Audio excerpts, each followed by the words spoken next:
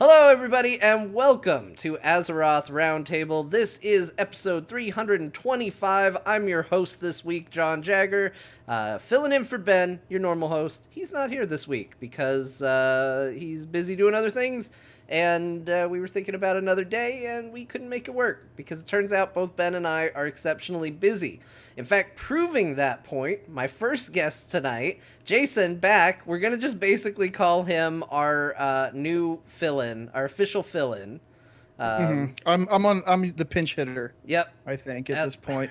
Now, last time I was on, I've been on twice now where you weren't on. And I Yep. made the joke last time I was on that I was catching up to you in episode count. Mm-hmm. Now I'm also catching up to Ben. So. Yeah, that's what you want. You want to make sure that you are at the same episode count as Ben and I, and you've got a little ways to go.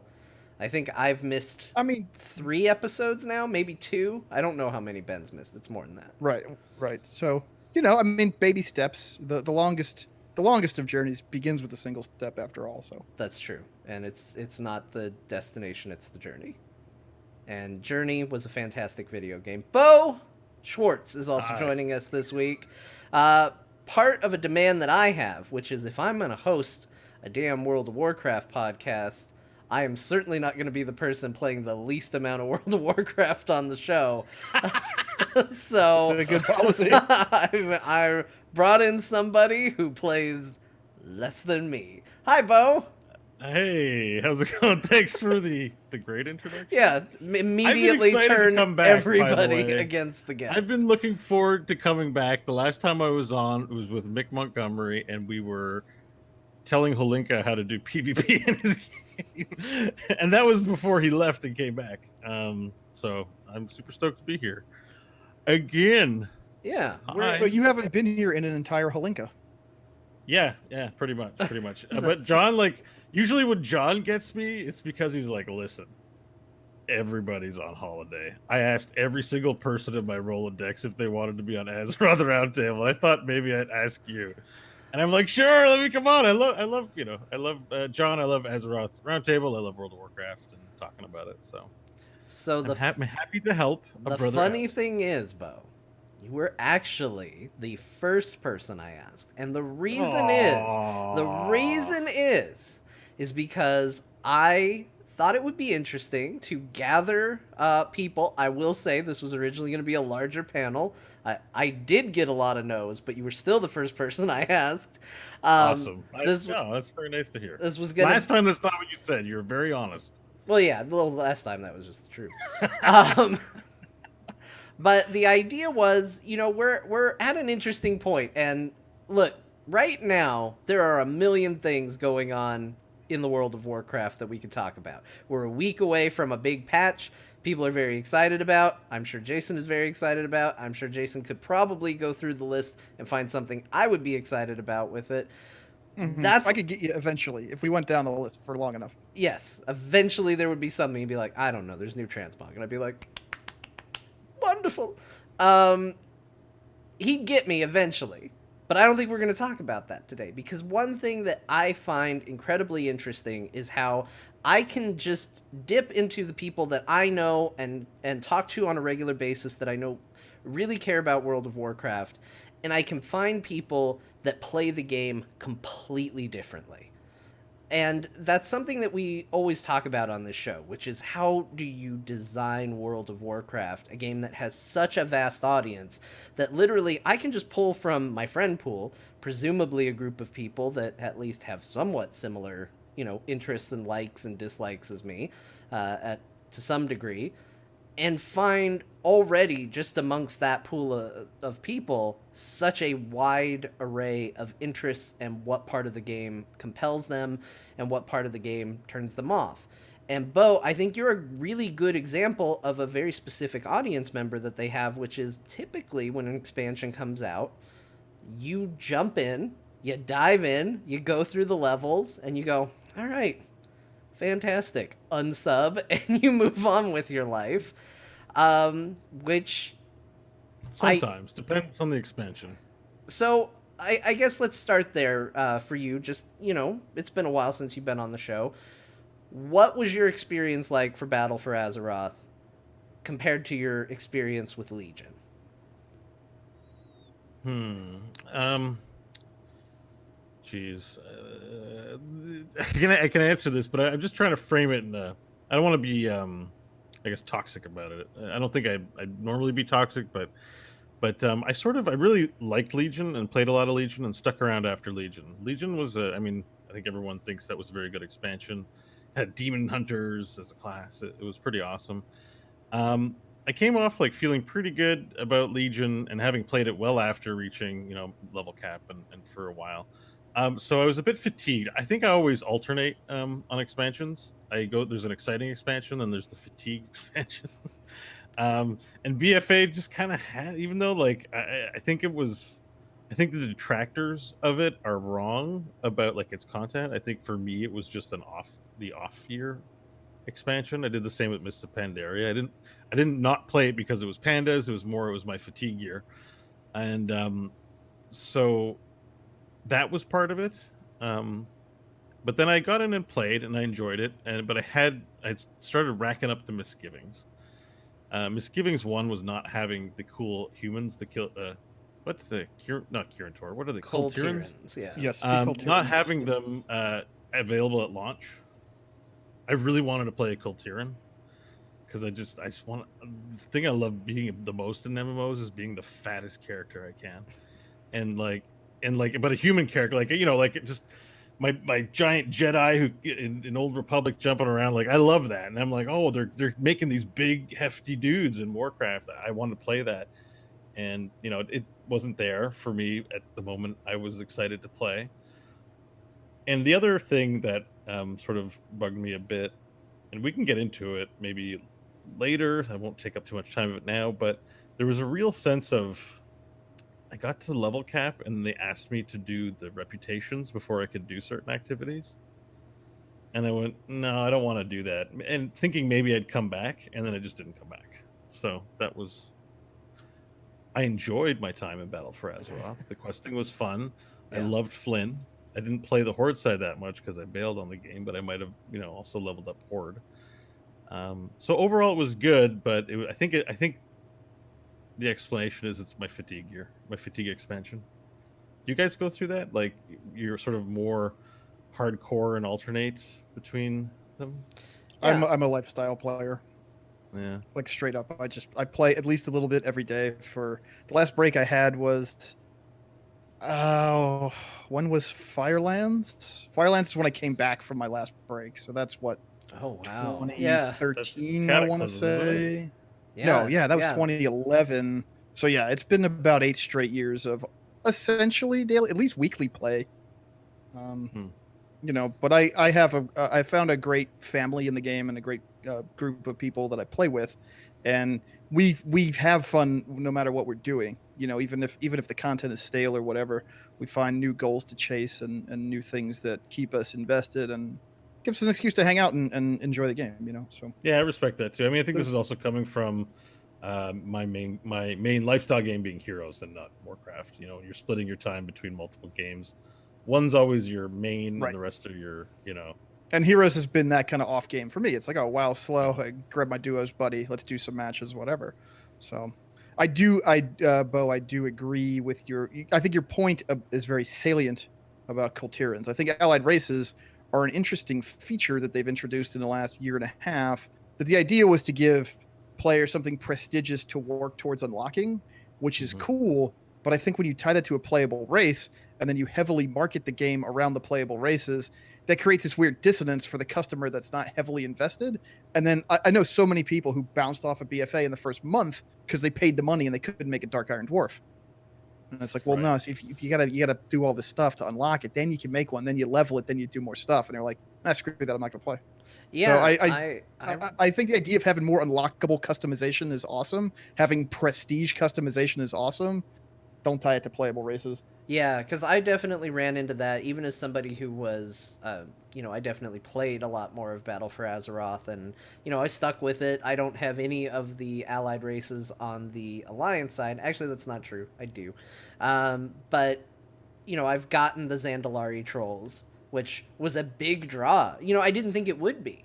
When they were announcing it, I was like, oh, we got trolls? I don't know, we got trolls. Like, I get that these trolls stand upright, but, and that's cool. But I don't know if The I'm troll's even. the troll, you know. I'm not even. I don't even know if I'm gonna play a dude troll, and if I play a lady troll, I already have a lady troll, and they've been upright all along. They've been great.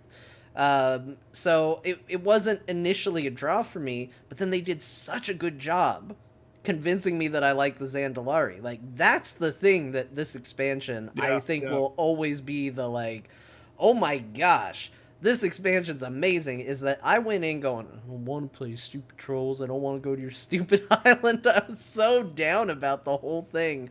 And you get to that cutscene, Right. you know, you got a cool thing in Stormwind, and you get to that cutscene with giant T-Rex pushing a boat, and you've got Talanji Tony Starking while missiles just sink ships in the background, and then you go there and you discover it's basically just Wakanda, and you're like, this is badass. This is the most amazing thing I've ever until it was seen. like Indiana Jones meets Jurassic Park, and Yeah. you're like, oh, actually, this is okay. Yeah, it just took it over the edge for me, but then my natural reaction to that was, oh my gosh, I want to play a Zandalari troll so bad. I can't, and I don't know when it's going to happen either. And it felt Right. like it was such a long wait to get to that I now have it, and I don't even have one. And here's Right. this thing I was hyped for. You know, again, not before the expansion came out, although that's how I felt about the Coltirans, which I still don't have unlocked. But here's this thing that I was hyped for, you know, pretty early on in the expansion. Now I have it, and now I'm not doing anything with it, because the problem is they lost me before I got a chance to really play around with that. Right. I mean, I think what I would like to see, the lesson that they learned from the Allied Races experiment in 7.3.5 and forward, is to provide prestige cosmetics for the everyday player, for the player that is going to want to work to earn these long-term rewards and then play enough to actually benefit from them, but not have that tied to playable races, things that people really feel invested in and feel an immediate connection to when they want to play the game, and also that they lean on so heavily for the marketing. All the marketing around this expansion was Dark Iron Dwarves and Coltirans and Zandalari trolls and all these cool new ways you could express your character in the game, except they were locked behind a mountain of stuff you had to do, which for somebody like me is fine because I'm doing it all anyway. But for the person who wants to nibble and check out the new expansion and see what's going on, they just bounce off of that so hard. And I don't think it was a good overall decision for getting people excited to play the game. It just made people angry because they couldn't have the thing they were being sold, essentially. Yeah, I think that's fair. I think that's pretty true, actually. Putting it that way resonates with me. It was like, I just want to be a human. That's it. Like, I'll learn all the other stuff. Just let me pick the right. Like, yeah. I think the way you framed it, like locking it behind. What did you call it? I don't remember, but the way you put it was really good. I don't remember, but I mean, the idea is like, because once you unlock them, progression. Then you just have a level 20 character that now you have to either boost or play way more in order to do current stuff with your max level friends. So it's a big investment for most people to, you know, work on an allied race, earn the heritage armor, and play it at max level. I mean, that's a big time commitment. And I think it serves a very specific kind of player. It certainly serves a player like me, even though I don't have any max level allied races. I have earned several heritage armor sets so far, and I've enjoyed that process a lot. But if you put it on the box, people have to be able to just buy it with their money that they spend on the expansion. I hope that they learn that lesson from this experiment. Well, that's a good question, and it's one I kind of want to ask Beau, because this is something, narratively speaking, that I've always had trouble with WoW expansions. And it could be that I'm an impatient person. It could be that I'm a person that's not opposed to spoilers, so I do have a tendency to sometimes say, yeah, what's going on with this? Oh, that sounds awesome. I want to go experience it, you know, even though to some I've just spoiled the experience for myself. But Beau, I know you have a tendency a lot of times, you know, like we said, to you know, you're kind of into the beginning, but you maybe not through all the patches. Do you ever feel like, you know, do you ever feel like you get hooked by the narrative at all, and then kind of let down by bouncing before that narrative completes? So I don't know I don't know how into like Lich King you were, but that's a really good example of like, you go in with the promise of the Lich King, but if you don't stick around for the entire expansion, that's a narrative that never pays off. Yeah, I didn't really have a raid group during Lich King actually. So in that day, and I played a lot, but I played solo. I had a guild. I was in a guild, but it was not. Yeah, some guilds are like just not as raidy. As you're together. They're people you might chat with and like chatting with a guild chat, but you don't. There's no organized raid very much. There was one A team in it, and it was always full. So during that time, that's when pubbing before LFR. So running dungeons was kind of fun, and you had to socialize with people and get into the groups. Like it was a really fun time to play that game. But I never saw Ice Cream Citadel. I mean Ice Crown Citadel, and I never got to go in there. I never got to see that end that people saw and the stuff that people talk about with Lich King. Having Lich King's probably expansion I played the most. Well, maybe Draenor actually. Yeah.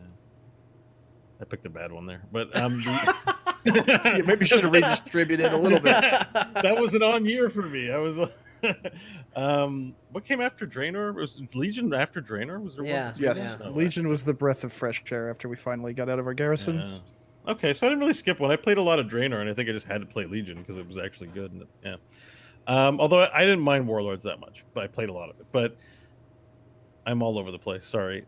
Lich King I played a ton of, and there was a lot of social aspect, but I never got to see the end. And it bugged me, but at the same time, there's like some legend making sort of with it, right? Like, well, I didn't see it because I didn't put enough effort. Maybe I was too shy to really force my way into a raid group. I felt like I couldn't hang at that time or whatever. That I never tried it. But now you can just like play, like, even now, let's take BFA. Oh man, Sylvanas is super badass. Anduin's trying to be good guy. He's the leader now. Great. And as you first play the expansion, there's all kinds of drama related to it. And then I'm like, well, I know where I'm at now that I'm in the middle. It's all the B, C, and D tier stories happening.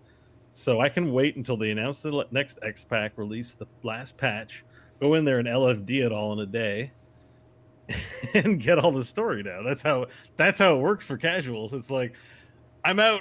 I'll see the rest of the game in 2 years.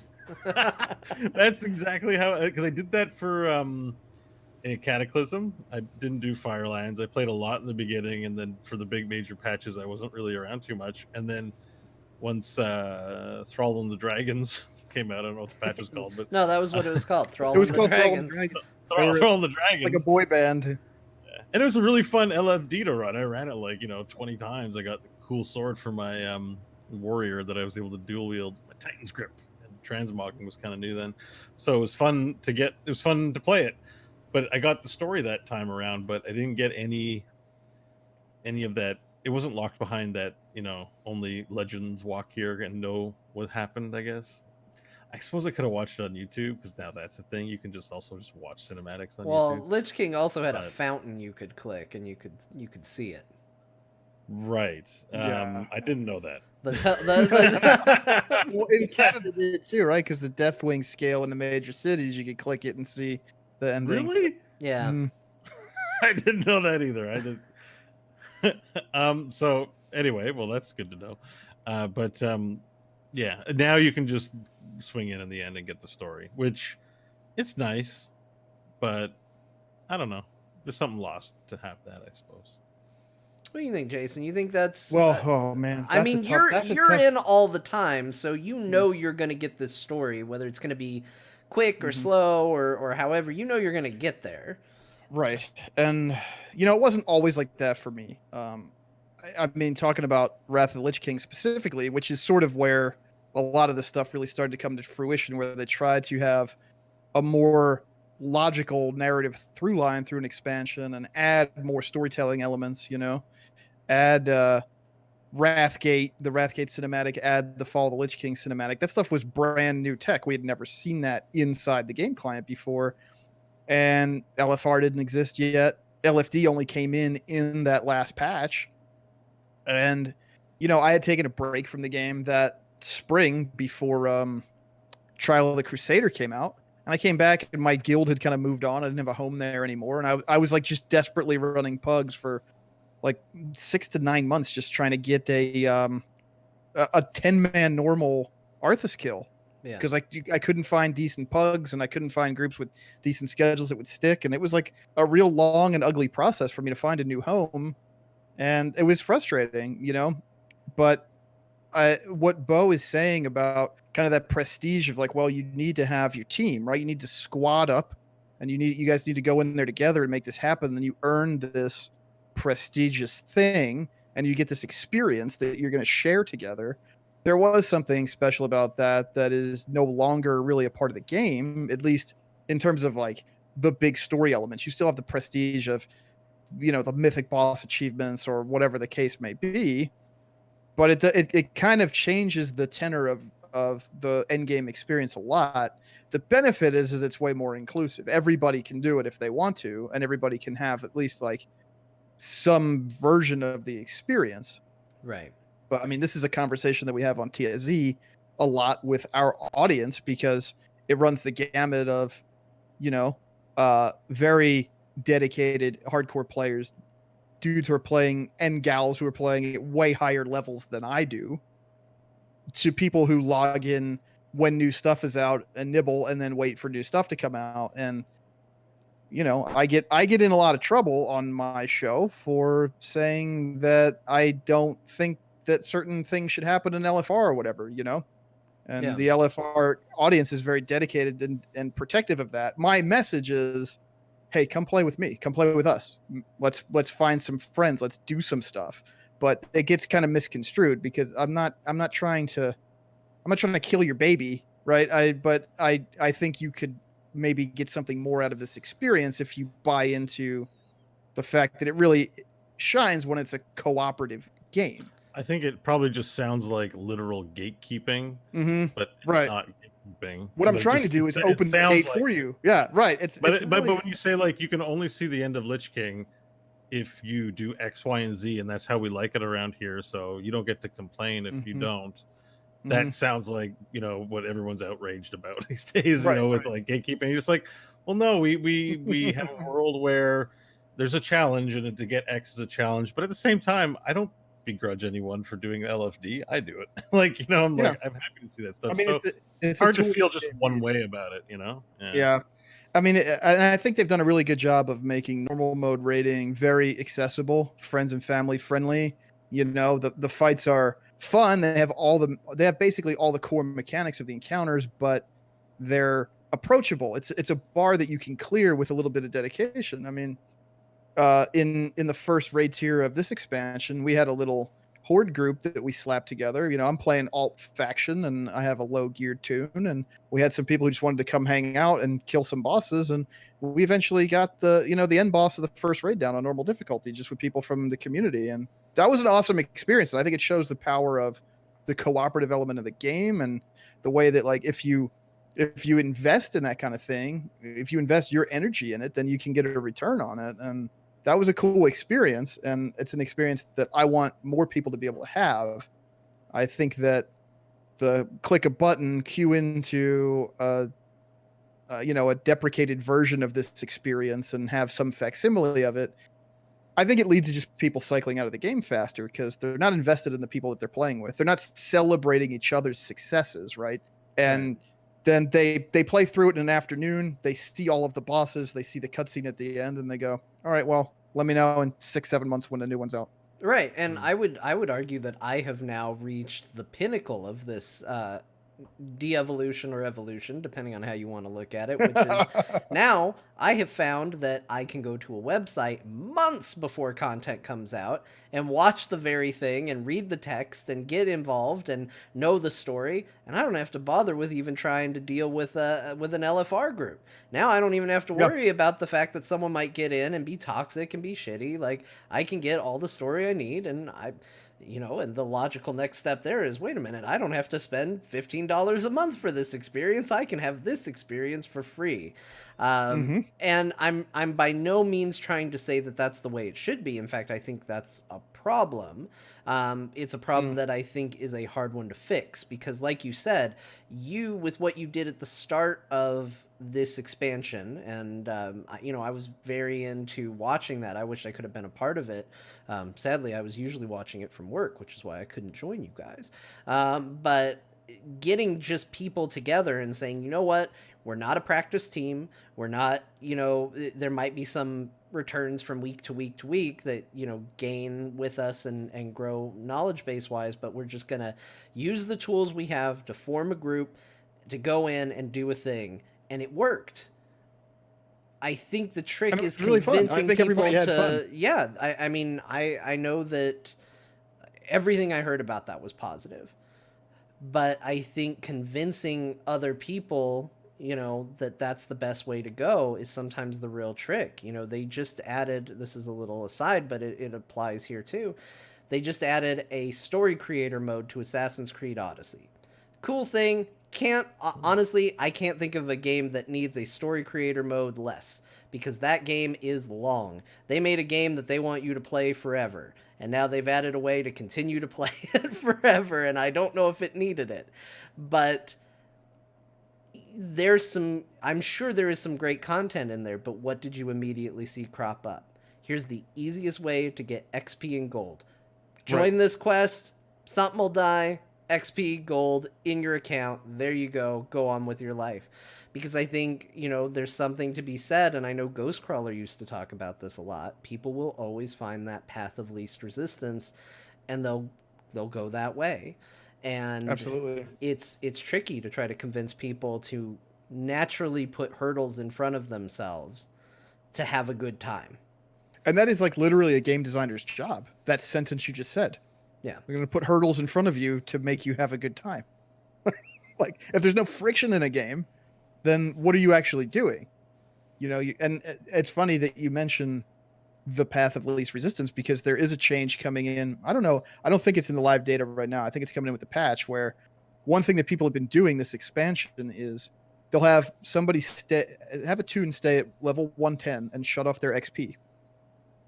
Then they'll group up and queue into an island expedition, and the player at 110, who has all their Legion legendaries still active, and the way the scaling works for the island creatures down to 110 means that the 110 player is like a god, and you can speedrun islands in about 5, 6, 7 minutes, which is a giant XP bomb for the rest of the party. So, like, black market power leveling services are using stuff like this, and people are doing this to circumvent gameplay. And it's not like it's fun. I mean, one of the big things about BFA that people kind of poo-pooed on release was how lame they thought island expeditions were. And I mean, they made some changes to them to spice them up a bit. I think they're better than they were, and you know, they're going to keep working on them and finding the fun in the system. But they certainly weren't very fun at launch, and I think they're a thing that has fallen flat for most players. But yet here they are being the most time efficient way to level a character. So, oh, you want to have a max level character? Well, do this thing you don't like over and over again until you're max level. Like, it's one of those things where they're trying to save players from themselves, but it highlights this. It's a design problem that they created because of the way the scaling works. So it's a very weird area that this falls into. You know, they're trying to prevent players from this monotonous activity because it's lucrative, even though players are gravitating towards it because it is the path of least resistance, but also they're considering these other activities roughly as monotonous but not as lucrative. Yeah. I mean, I see that behavior all the time in Diablo pub games. Like, if you log into Diablo 3, log into Max Torment, as long as you don't die, you don't have to do anything. Right. Like, Yeah. you just And then walk around and farm legendaries and everything dies and it doesn't matter. It's very boring. After a while, I did it for a while and I was like, pub and games like, are... I think it's encouraged, I guess, because they just want you making new characters, because it's the pinnacle like, scales up so high. Yeah, but it's just like there's no pushback on the game, right? Like, Yeah, you get to a certain point and everything just dies or you just insta die. And there isn't much mechanics there. Because when you said like a game designer's job is to limit what we do, I'm like, yeah, why does a knight have to move one to the left, two and then one, and why is the diagonal the bishop? Why can't I just put it wherever I want? And it's like, well, because the game is designed intentionally for everything to have a limit. And so yeah, I think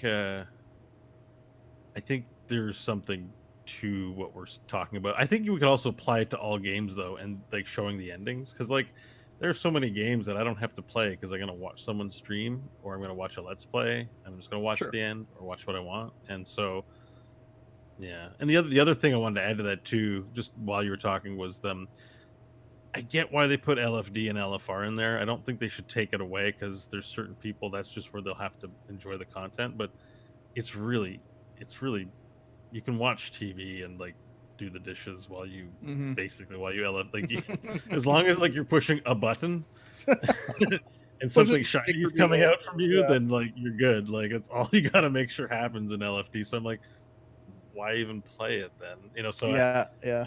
yeah, I there's a little think bit they of that should. too. I don't think they should remove these things either, but I do think that we need better tools to encourage social play. The guild finder and guild recruiter in client has not been updated in years. I don't remember what expansion it was. It got its current makeover, which is just still nowhere near good enough.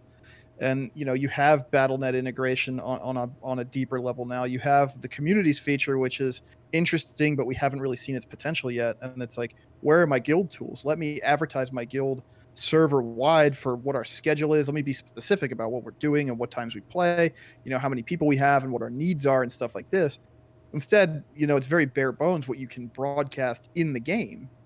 And so players need to be savvy enough to use these kind of I don't know, esoteric or like ephemeral out of game tools. They have nothing to do with the game itself, right? A player has to know, okay, I'm going to go to this external place where I can find other people to play with, and I'm going to know how to speak their language to describe like why I'm appropriate to participate in their activities, and then I'm going to know how to provide them with the evidence of that as well. It's like, you have to find the the listing for the guild recruitment, and then you have to provide them with like, oh, your armory link and your recent Warcraft logs parses or something like that. And it's this very weird and convoluted process to a player who's not really involved in that but is interested in finding it.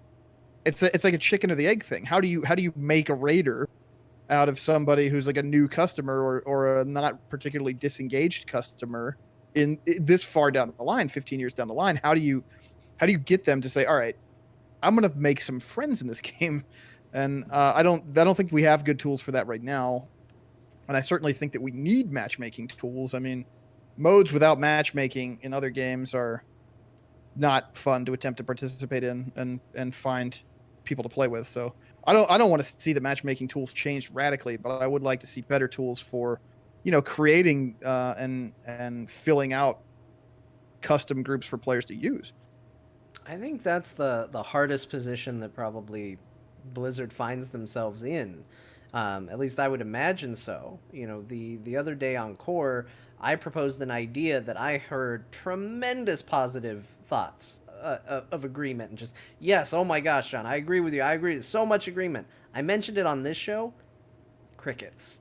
And I think it's because and so just to recap what the idea was and what I said was that I love the lore, I love the world, I love the characters, I love the story, I love the art, I love so much about this game. The one thing that hasn't held up for me is the gameplay. The gameplay still feels 15 years old. I still get the go kill 15 things and go, ugh. Like it's no longer an exciting thing. You can put as much excitement around it as possible, but at the end of the day, all of a sudden that 15-year-old MMO rears its ugly head and goes, "Ha! I'm outdated." And you go, "Yeah, you are. This is a problem." And when I mentioned that to a bunch of people that play a bunch of games, lots of excitement. When I mentioned it on this show to a bunch of people that play the game now, like I said, nothing. And I think it's because a lot of people, this is comfort food. We're in a comfortable zone. Mhm. And I think that Blizzard, as much as I would love to see them come in and radically change the gameplay of WoW, I completely get why they don't. And I would also probably say, yeah, you shouldn't do that. Because at Yeah. this point, they have enough subscribers that it's their game to lose. It's not like they're Right. dwindling and like, let's try and grab more people before this game dies. We're at a point where there's a wax and a wane every expansion. The Mhm. new expansion, here comes a bunch of people, and then out they go. And they do another Right. Right. expansion, and it happens again. And I think that's okay, and I think that's a sustainable model for them. So why jump in and risk losing that? Because that's Yeah. really all they stand to gain from it is, oh, we killed our own game. But I Yeah. also, you look at it and the things you guys are saying, I feel like are really good points. And I think there are things where it's like, yeah, can you really go in and say, you know what? We think Raid Finder is wrong for the game. We're taking it out. I don't think you can. No, you can't. But as somebody who basically only gets to raid through Raid Finder, I think Beau maybe just described it the best way I've ever heard it, which is, why do chess pieces operate the way they do? Shouldn't it be you can just move wherever you want? Well, at a certain point, you do have to say, maybe you should just be playing checkers. If you don't like all the rules and the way this game works, maybe the answer is you need to play a different game. This isn't the game that's for you. And that the game that we're making is a game that doesn't have XYZ. Right. And I feel like that's maybe the hard line that they've kind of danced across is, well, let's give them this, and then all of a sudden we have it, and it's like, oh, we can't take it away. Exactly. And that's the real thing with MMORPGs, especially when you have people who are invested in their characters for years. And yeah, John, I mean, to your point, like WoW players are in general, as not as individual humans and people having experiences with the game, but as a broad cross section, are afraid of change. They don't want things to change. Every time the new expansion comes out and we get the new slate of class updates, everybody's freaking out because their class is no longer going to be viable and everything's ruined and balance is destroyed forever, and their favorite ability is gone and their new ability they don't like, and then it finds some equilibrium, and then sometimes they're right and there's some problems. Enhancement shamans, I'm sorry. But I mean, these things do happen. There are balance concerns. The game is in a decent state in terms of balance for the way the vast majority of us play it, but change is scary, and taking things away from players is always very controversial. I mean, in the past they've tried to kind of resolve this LFR problem by making it tourist mode. That was Ghostcrawler's buzzword for it, right? In when they moved to that model, I guess in Warlords, where it was like, this stuff is trivial. You can go in there, you can knock it over, you just queue up, push the buttons, you get it. You don't get cool gear though. Maybe I don't remember when they made these LFR changes. I don't do LFR a lot. But they changed it so you couldn't get the set pieces, no set bonuses out of LFR. They had different trinkets even, and part of that was to discourage high-level players from feeling like, my favorite word when it comes to playing World of Warcraft, forced to run LFR to have additional shots at getting even lower versions of these items just to complete a 4-piece or get a particular trinket effect. And that I guess it didn't sit well with the player base. It didn't work out because they kind of reversed that, and then it turned into, all right, we're going to make LFR not a complete amusement park, but each boss is going to have like one mechanic or maybe two that you really have to pay attention to or you will die, and we'll give you all of the raid stuff back for your trouble. And that's sort of where it sits now.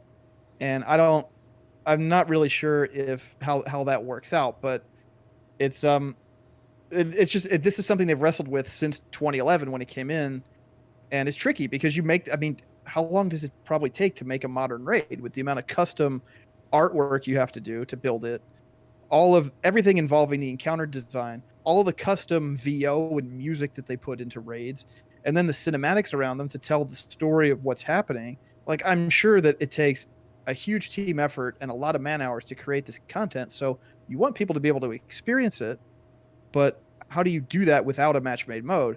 It's a tough problem that I don't think they've had a great solution to so far. But I do think what I do think is that normal mode rating is in a great state. It's very accessible and it's very fun. And I think they should really be doing things inside the game client to encourage you to try it out and help you find people that are willing to, to take you along. I mean, Destiny 2 is a game that has its problems, but it has some really cool elements and the core of the game is really fun. And one solution they kind of have to this is they have a thing called guided games, and you can sort of flag yourself up to be like a Sherpa, right? And so you can, as long as you have like 4 players of a 6-player party, you can designate like, okay, I'm willing to let players queue in, and I'll help them out. We'll go through the raid together, and people can come play with us. And Like, honestly, if they had some stuff like that for WoW, I would gladly flag up my group on Sunday nights when we're farming out normal mode on our fourth alts, waiting for new stuff to come out 22 weeks into a season. Right? I would love to be able to click a button and say, "Hey, 2, 3, 5 people want to hop in and just learn the ropes." Yeah, Come because on. that's a form of recruitment. I mean, that's Right. essentially a recruitment tool. Somebody's a Yahoo, Yep. maybe you let them stay and have a laugh. Maybe if they're bad, you let them go. But Yep. someone you're actually like, oh, you're kind of cool. You used to be a bomb maker, and now you just play WoW. And no, why don't you join? It'd be really fun to talk to you and hear your stories. Like that's how these relationships get formed. I know Right. even just talking to somebody about dating, and I'm just like, not going to meet anybody if you don't, you socially interact on some level, whether it's online or out in the real world. You do have to do things. And it's the same with finding a guild because you can sit there all day and be like, I wish I was in a guild, but you actually have to, both parties, there has to be effort made to do this. And that stupid guild recruitment sign just looks like a major, as someone who's shopped for guilds before having people that I know that can get me into a nice guild and then have friendships essentially. It's like, it's just a wall of gray and everything looks bad. Like, Yep. you can't tell anything from any of the posters that are on there. So, and you certainly don't want to join anyone that randomly spams. I don't know if you haven't been guildless in a long time, but I think I had I think I actually got kicked out of AIE just for inactivity. Yeah, Actually, they do that. because I logged in at one point and it's just like, well, you want to join this group? No. Do you want to join this guild? No. Do you want to join this guild? And I'm like, oh my Yep. god, I'm gonna Dude, man, these days. I'm just gonna gotta- join any guild. But the one thing I did want to say that I thought really impressed me about Warlords of Draenor, and it's not about the expansion, but the group finder came with it, and I had a lot of fun with group finder because there'd be mats to farm, and I'd join up with people and be farming mats, and because it was kind of boring, we'd be talking.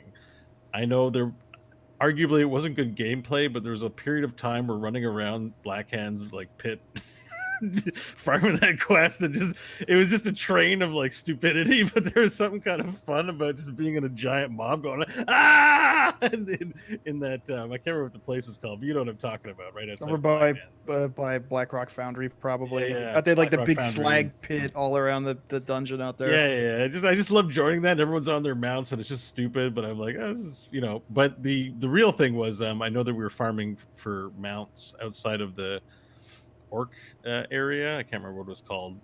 I can't remember anything. But outside the orc place, there was a giant wolf that you killed for a mount, and it was a prestige mount. It was really hard, and you kind of glitched them out, I think, a little bit too. And you'd be in a big group, and it wouldn't spawn for 5 or 10 minutes, and you'd only get one, and they'd formed like a lineup with pugs, like not guild. It was just randos, like you're next, and you get yours next. So I killed like 38 of those damn things until it got to my turn, and then I got the mount, and I even stayed and cleared a couple more to help sort of the love train continue on. Nice.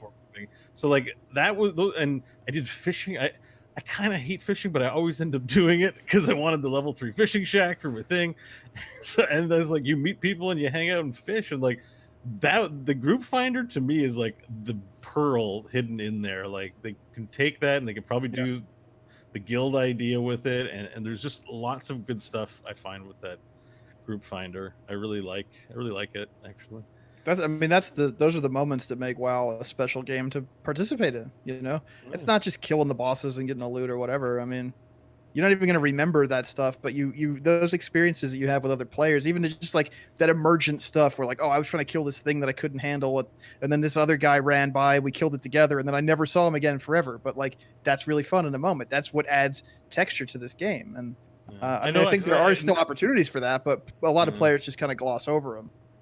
I mean, I met some people in the game. Sorry, it's just a weird side story, but because I live in Ottawa, Canada, and I was randomly even just doing something with Group Finder, turned it into a raid or something like that, and I got invited in. And I found out the people in there ended up joining their guild, and they live in the area, and they run a gun shooting range. And I was like, oh, that's sweet.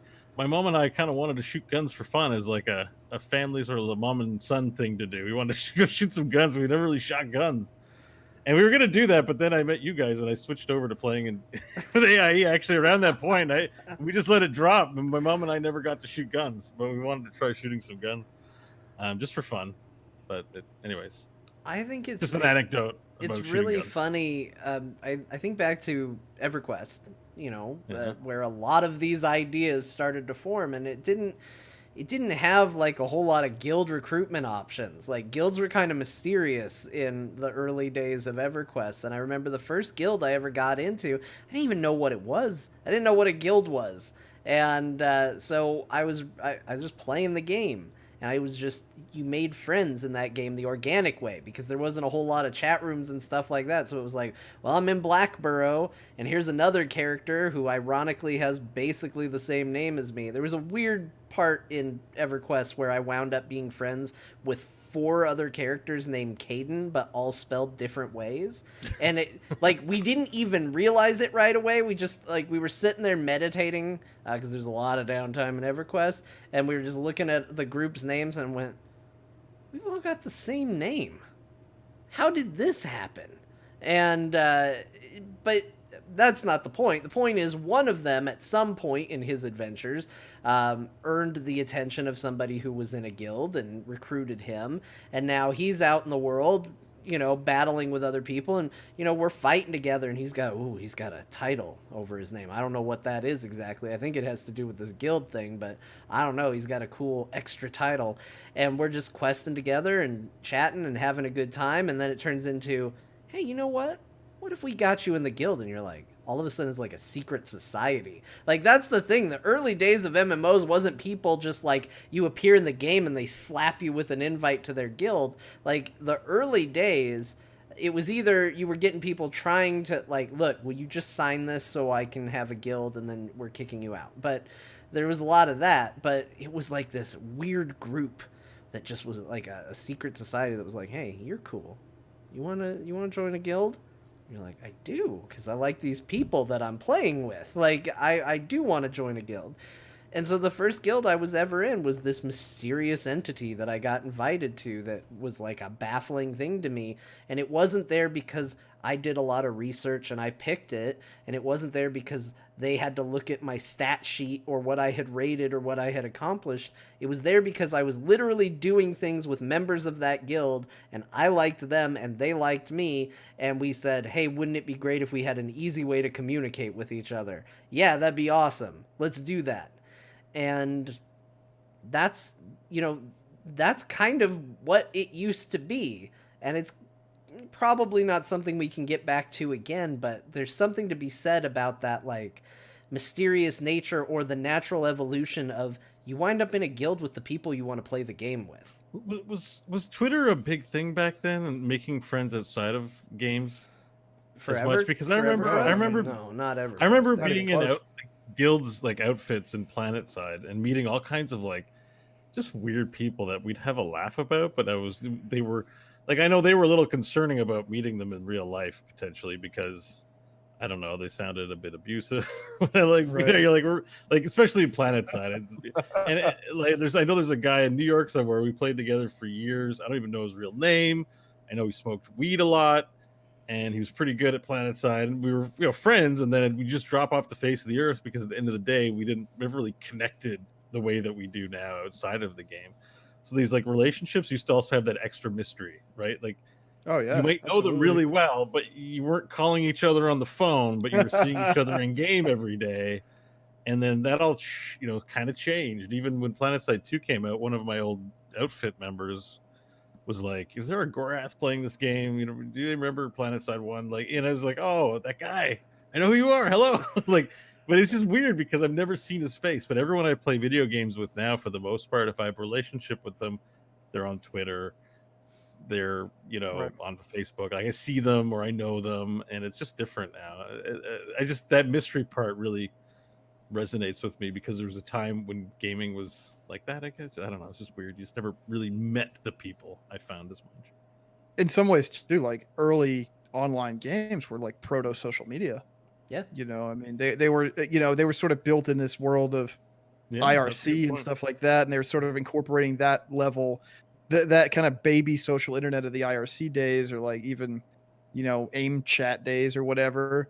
And there were spaces where people hung out and interacted with other people on the internet when that was still kind of a new thing in society. So all these other tools that we have to communicate with each other one to one or broadly on a daily basis, on a a real time basis.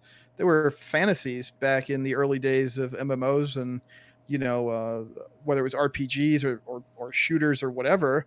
These communities kind of grew up around these games, and it's sort of like it was the social backbone of the internet in those days. Weirdly, if you think about it that way. I never really considered it, but I actually totally see it. Like, I had a whole community of people I knew online that I didn't know in real life, and they were just separate. But I looked forward to meeting my online friends because they were fun to be around, even if some of them were weird. Yeah, it's been a weird trade-off too, though. Like, it's cool that a lot of these friendships have become real. Like it is one of those things where, we recently went and did an escape room, a real life activity with real life people, and I looked at the picture and I was showing it to people, and they're like, "Oh, how do you know them?" I was like, "Oh, well, we met in a video game." And it's like this weird moment where you sit and you go, "Oh yeah, that's true." Like, Ben and I know each other from, just living in the same town, and he was my first boss and stuff like that. But, generally speaking, a lot of these people that we're getting, we're working together in an escape room and getting our photos taken together, were people that we met because we play a video game together, or, they listen to a podcast, and, we met in real life. And there's been this transition from, oh, we're only friends online, to, these friendships outside of the game too. And I think there's a lot of value in that, and I don't think I would necessarily trade that. But there was something to be said about the weird mystery of the early days, where people were a character, and that's all they were, and who knows what they were. I remember, this is an embarrassing ass thing to admit on the show, but you know what? Why not? Let's just go ahead and share this one while we're opening up Pandora's box, because this is still weird. I'll share one if you do. Even as I sit and think about this, I'm like, oh, this is gonna be weird to say. It made sense at the time, but damn, I was just a kid at the time. I don't know. That makes it probably weirder. When I played EverQuest, and I'm trying to remember what grade I was in school when it was EverQuest. I think it was probably middle school. That seems to line up time-wise. Is there a number with middle school? Because I'm Canadian, I don't. Oh, right. That'd be 7 or 8. Okay. I think. It would either be absolutely late elementary, or it would be somewhere in middle school. It's the transition between high school and elementary school. Yeah. Okay, that gives me an idea. Which, like, that's not an awkward time in your life at all. No, anyway, that's already super awkward. Yeah, that's where I was playing D&D at lunchtime, while everyone else is doing cool, like, quote unquote cool stuff. I got like, teacher, can I have a class at lunch to play D&D with my friends? Thank you. Yeah, that time, that era. I got fake virtual married in EverQuest. Nice. Congratulations. And it's weird because, like, the person, I remember a conversation happening of, like, this seems appropriate for our characters, because back in the day there was a lot more role playing in these RPGs. It was less like, I am me controlling an avatar, and there was a lot more like, this is the avatar and that's who I am. And it was like, it makes sense that our characters would get married, and it was very much like, this is the story, this is the path, and all of that. And I was like, okay, I'm just a dumb kid, sure, why not? There's nothing weird at all about this. But, like, there was also this very clear, like, by the way, in real life, I'm actually a married person. This is just for character and story purposes. It never went anywhere super weird, just to head off anybody that's going to think that it went. Did he or she say that? I mean, again, I don't know. I would assume a she. Oh, you wouldn't have that talk. I would assume a she in real life. Oh, so it was just no voice. See, again, right. we're just there's no voice. It's all text. A lot of your friendships were just like, text too. Yeah. She said she was a she, but I don't know. Like, her character was a she. It's better not to think about it. It's Schrodinger's wife. Right. I did not get married. My EverQuest character got married. My EverQuest character, who was a guy, got married to an EverQuest character who was a girl. And honestly, they could have got married to whoever. They can live their life, the EverQuest character. But it's weird when I think back to it. I'm like, that's a weird thing that happened. And that's a weird thing that happened exclusively because of that mystery that existed back in the day. Nowadays, with social media and all of that, there's a good chance I know exactly who that person is. Outside of the game, we've probably talked. Yeah. Well, you either know or you assume dude.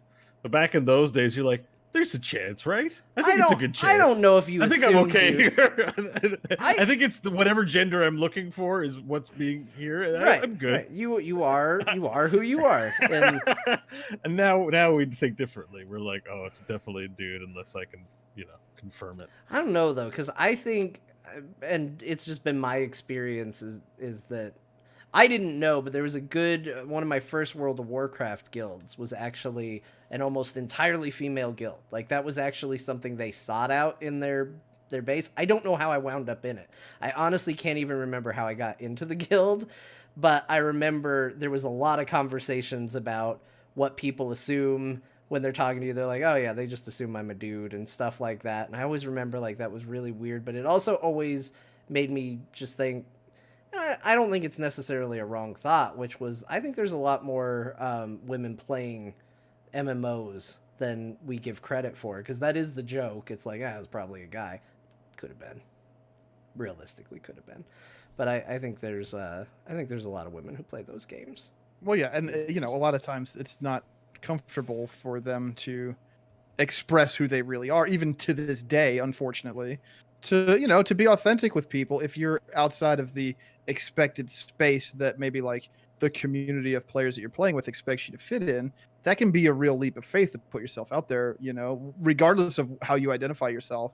If it goes against kind of the grain, that can be touchy. So I definitely don't blame anybody who doesn't want to do that and subject themselves to potential abuse and all that other kind of ugliness. And that's something that's trickier to navigate now, I think, than years ago because of that anonymous factor. You can just go, "Oh, I don't have a mic. I don't. Yeah. I can hear you guys, but I don't. Or you just keep it all text."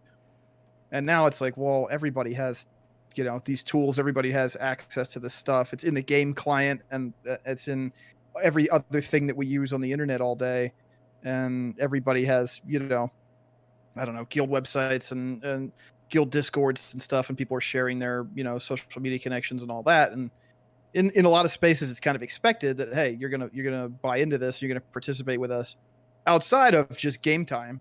And that can be, I think that's a lot trickier to navigate now if you identify in a way that could potentially cause you to be abused just for being who you are. And that's really sad. Hopefully someday we won't be able to say that anymore, but it's funny you were saying that. I was having science fiction thoughts about the future of deep faking, because if we can remodulate our voice and even our video image, then who knows, then we can just be whatever we imagined we'd be. And maybe my friends will actually be elves and paintings. Now we're getting into Black Mirror territory where it's like we had that anonymous nature to us in the MMOs before, and we're talking about it cycling back, and now because we've lost it, we're like, we got to get it back. So now there's a second layer. Now it's going to be, well, I have my avatar that I play, but then there's the avatar that I play that plays the avatar in that. I like this meta in real life, level that we can get to. But I'm an evil kangaroo with bunny ears on the internet. Well, yes, it's gonna be immediately great. I want to give a special shout out to Bim. Thank you for this comforting thought.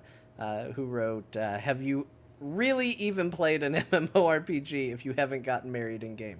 True. Yeah. I'm impressed. I mean, I'm a little jealous. I'd always read about these marriages. It's two things: marriages and Eve battles, like Eve intrigue. Those are the two things that I'm like, I read them, I'm like, this is so cool. Yeah. I'll never have anything like this happen to me. I'll never be married in a video game, and I will never be part of giant corporate espionage and Eve online. I think most of those married in the games are, they translate into a real life relationship, but we met here, so it's going to be in the game too. A little more authentic than what I had, but yeah.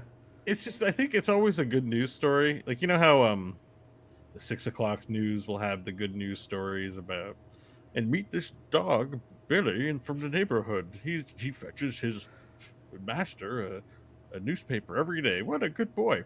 Like, I just feel like the marriage stories in gaming and those like they're always just nice. Like in a world full of vitriol and all kinds of opinion and outrage, it's always nice to see though. I'm always a fan of people who meet in game, as a gamer who reads a lot of gaming stuff, to get those stories. So you were part of something special, even if it was, I don't think it was that weird. You're among Well, people I think who understand anyway. and it's a different era too. I mean, back then, like you said, it was pretty much assumed that if you're playing an MMORPG that you were role playing. Yeah. That it was a shift.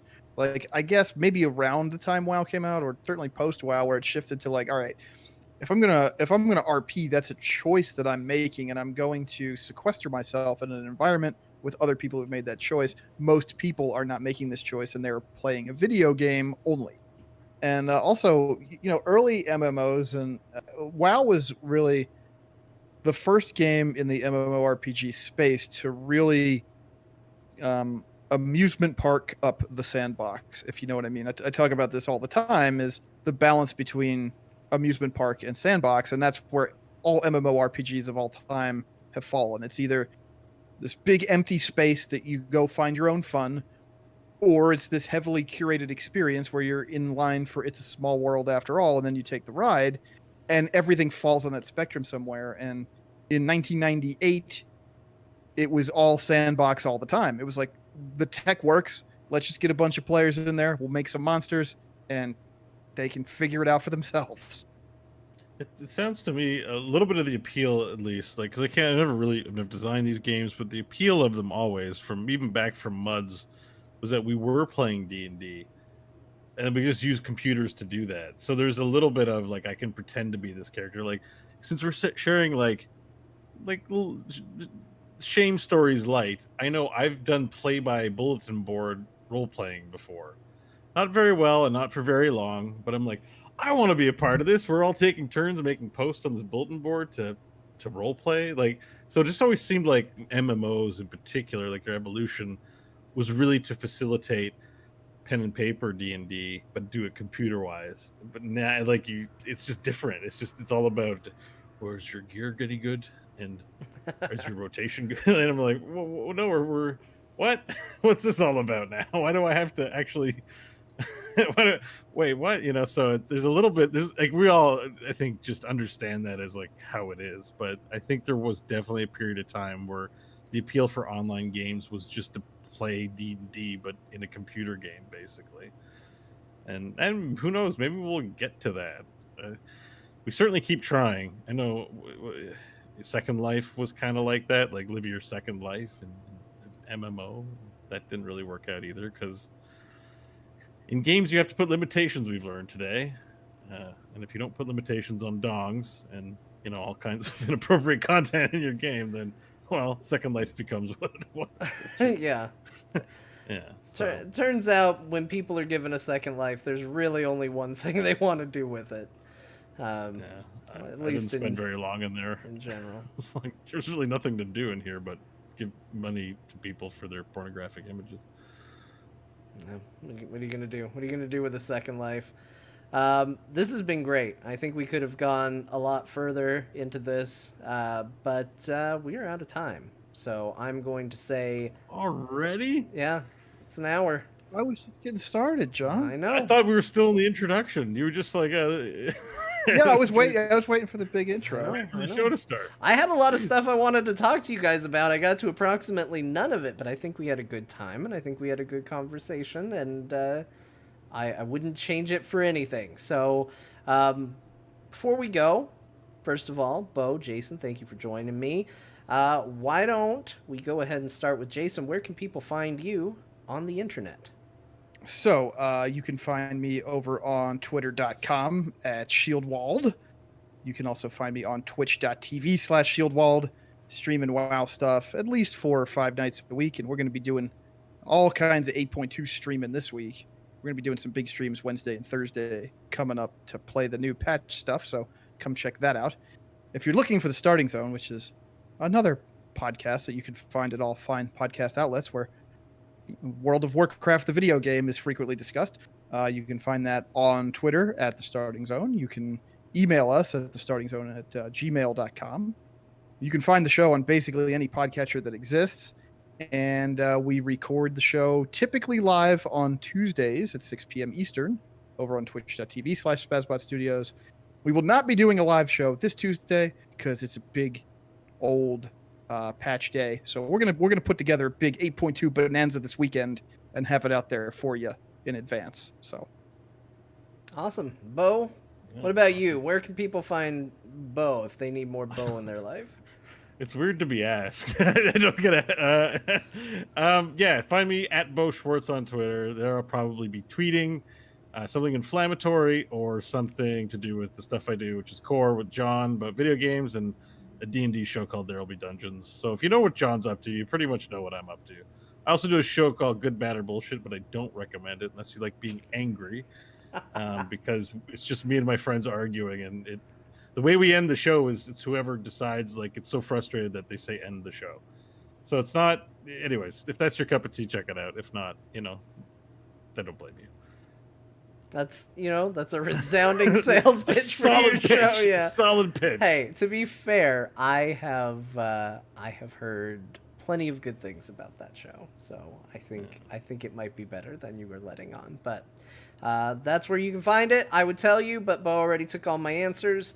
Because turns out most of the other things I do with Beau. So there you go. Anyway, you can catch Azeroth Roundtable. Normally, we stream Friday night at 8 p.m. Pacific.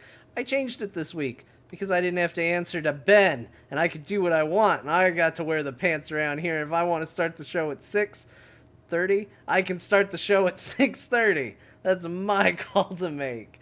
But if you want to find more from us, you can follow us on Twitter at AzerothRT. You can check out our website, which has all of our episodes, AzerothRoundtable.com. And you can email us, AzerothRoundtable@gmail.com. That goes to an inbox that Ben reads. So, if you're mad at me, take it out on Ben. That's your solution. That's what your options are. We have a Discord. I don't remember what it is, but you should find it and get in there. Probably ask Ben on that. He's the keeper of the Discord. I check in every now and then. So I don't know. Ben, email him. You can email Ben. Hey, you know what? I haven't given my own. Let me give Ben's Twitter information, because I think you all should tweet Ben any questions you have about how this show works. Because gosh dang it, he does such a good job of keeping this show running that I clearly can't cut it, and you should just ask Ben in person. So everybody go to Twitter at Ben Bumhoffer. It's BenBumhoffer. At him with any questions you have about the show. Or just say, why did you let John do this? And he'll say, I didn't have a choice. So, that's an option too. Anyway, that's going to do it for the show, but before we go, we want to send a special thank you to the patrons who help support us, those of you who go to patreon.com. See, I do this part of the show, that's why it sounds so natural, this transition right here. All that other stuff, real awkward, really, and all of a sudden just right into my comfort zone. Patreon.com/AzerothRT is where you can go to help make this machine continue to run in the manner in which it does. And who knows, maybe one day we can buy a better machine. We want to give a special shout out to those of you who are the Murloc Club for going above and beyond. Honestly, this is too much. But thank you to Aaron, Bershkaber, Brandon O, Haster, Jesse O, Caleb M, and Sash. Thank you for being part of the Murloc Club. This is a part I don't do, but I will endeavor to do Ben's little Murloc salute. That's for you. Again, patreon.com/AzerothRT. That's where you go to do it. That is it for the show. Thank you to Beau. Thank you to Jason. We made it, everybody. We made it to the weekend. Oh, look, I forgot to tweet out that we were live. I'm going to tweet it now anyway, just because. Really mess with me. That's not that bad. I thought the intonation of your voice was like I forgot to record or something like that, Well, I've done a few good, bad, or bullshits where I'm like, guys, we don't have it. And luckily you stream so you can rip the audio, but still your heart sinks when you're just like, oh yeah, so that's the other thing, is I'm gonna have to get real creative with the MP3 for the podcast version of this. I'm not worried about it because I did remember to record it and I checked it and I can get it, but there's a whole thing with getting that I just didn't want to bother with setting up. No, 'cause I do that all the time now. I used to double record. Now I just rip it from the VOD. yeah, It's fine. That's the way. That's the way to do it. Anyway, It's I the just lazy way. tweeted. I just tweeted that we were live. So, hello to anybody. Now there's always that guy at the end of the stream. What did I miss? And it's like offline. Like, oh great, the show's live. What, you guys are starting a little late, but this is fantastic. Hello, we're wrapping up the show. This is the end of the show. Well, no, if he's up in an app, like, I guess you're starting a little early tonight, huh? Like, no, the show's already over. Yeah, we're done. This is it. Oh, wait, so I know you guys do a little post show. It's always it's like there's an outro to Azeroth Roundtable. There's a flow, this you know, is when I'm still here. part of it because When- there hasn't been a And so I'm real just wondering, official do we need us sign-off. to shut up so that you can bring the music up in your post, or is this I just like... I don't know what I'm doing in post. It's it's okay. on me. We could end with See, just- that's why we end Good, Bad, or Bullshit, because what my friends, it's close friends, so they don't respect me at all, right? Uh-huh. So I tell them, listen, I got to find a natural ending spot. It takes me like 2 hours to do it when we do this. Can we just have a ritual so I know where to end the show? And they're like, no, we don't want to do that. And I'm like, that's where we came up with the end the show thing. So whoever just gets pissed, and it could be me because I need to figure out where to end the show, as we say end the show, and then it takes me 5 minutes. Like I'll clap on the mic and find the spike, and I'll be like, okay, great, it's All done. right. Can you give us your best in the show, Beau? No, I have to be mad, you know. And we don't end the show. Damn it! I'm already frustrated. You put me on the spot. Okay, there End we the go. show. Show's End it. show's Yeah. over. You have to say it like repeatedly. Like just end. It's got to be done now. Okay, in the show. All right. Okay, and then We'll go around the table. In the show. Jason, it's your Jason, it's your turn. Hold on. I maybe didn't sell what we're doing. We're going around all of us, and we're all going to yell in the show, and that's how we'll end this week's episode. So, Okay. in the show. End the show. no, you end the show. I'm ending the show.